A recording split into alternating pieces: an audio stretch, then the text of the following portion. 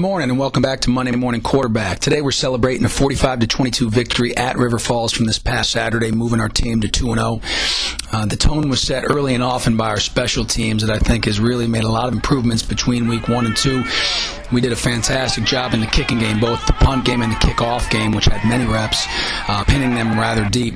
And that was led in the punt game by Garrett Maloney, who had a very nice day, again, punting.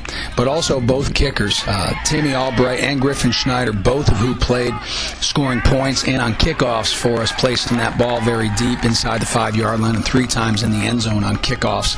In addition, we did clean up some of the issues we had last week with our field goal PAT, and we ended up going 7 for 7 on PATs and field goals. So very happy to see the improvement from week 1 to week 2. Also, tremendous effort throughout all 4 of the major special teams by both Garrett Engelhart and Derek Vider in our coverage game. Very good to see. And our special teams also was highlighted by a very nice return by Kyle Whitley with some very nice blocking on a reverse coming down the sideline and bringing a long return all the way down to the 1-yard line. Defense was an interesting game. Actually, had to try and figure out what exactly they were going to do, being that they had a new coaching staff. We weren't exactly sure, and it was our first game, what they were going to come out in. But the game plan was to put them on some long fields early and to force some long drives, and they did have a long drive. They came right out and tried to establish the run and did so on a 20-play drive to open the game. Fortunately for us, it only resulted in 3 points, not 7, as our defense stiffened inside the 5, and we held them to a field goal attempt. But the game plan was to see what they wanted to do, try and get as many plays out there as possible, and then make our corrections and adjustments. So we stayed very basic early on, and I think the defensive coaches did a nice job adjusting through the game. The defensive effort was led by a very stalwart game by Tony Dannon, who had 14 tackles, and very nice job with his pressure on the blitzes as well. But also another linebacker that is playing extremely well for us, Harry Patera, who made some tremendous plays and did it throughout the entire course of the game. Our defensive line, I do think, was a winning edge. We actually, on a very hot day, were able to roll a lot of guys in as we normally do. So we actually played throughout the rhythm of the game with 7 and 8 D linemen at many times, which allowed us to keep them fresh and allowed our pass rush and our run-stopping defense to be pretty strong.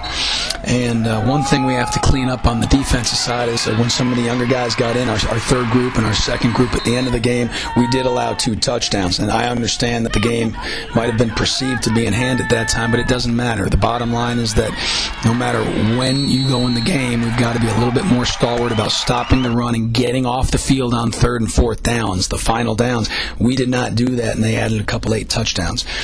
Offensively, also greatly improved from week 1 to week 2. I thought our running attack was a lot more balanced than last week. Overall, it was a much more efficient game plan than last week's was.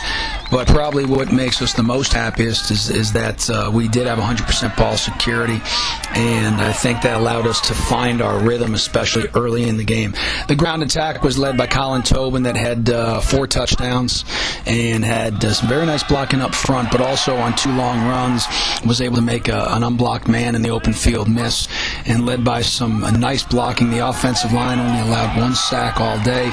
That was later in the game. 1's too much, but much better than the protection that we had the week before. But a lot of the run game on the edges predominantly was because of the blocking of some of our tight ends, notably Ben Graham and Matt Allen just doing a great job on the edge blocking, and that's what allowed both Colin and Ryan Toney to total about 200 yards on the ground. We also had a couple of quarterback scores as well towards the end of the game, but very happy with how we were able to get in a rhythm and have a very balanced attack from quarter 1 to quarter 4. So we're very happy about the outcome. A lot of improvement from week 1 to 2, and we hope to see that same improvement from week 2 to 3. We hope to see you out on the field at home as we take on St. Olaf next week at 1:10. Have a great week. Call the university. Hail the Tommies, hearts and hands held apart. We will fight, work, love, and defend the brotherhood until we die.